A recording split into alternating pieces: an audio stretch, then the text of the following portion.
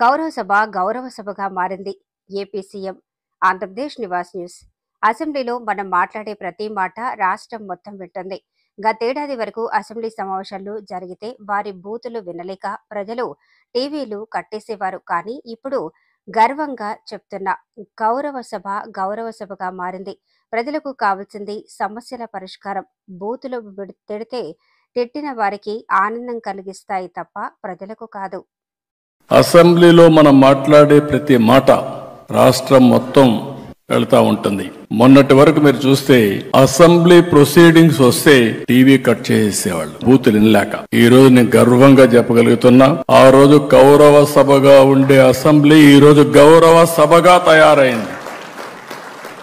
ప్రజలు కూడా మనల్ని ఫాలో అయ్యే పరిస్థితికి వచ్చారు. ప్రజలకు కావాల్సిన సమస్యల పరిష్కారం, ఒక పాజిటివ్ మెసేజ్ కావాలి. బూతులు తిట్టిన వాడికి ఆనందం కానీ ప్రజలకు కాదని చెప్పి కూడా నేను మీకు తెలియజేస్తున్నా.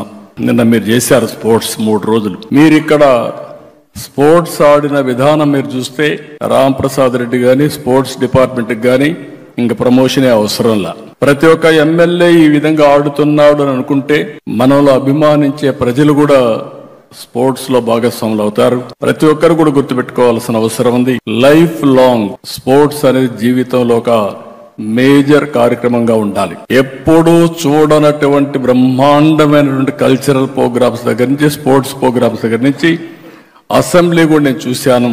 ఎవరు పోటీ పడి మాట్లాడారు, సబ్జెక్ట్ పర్ఫెక్ట్ గా చేశారు. ఒక మీనింగ్ఫుల్ అసెంబ్లీ జరిగింది.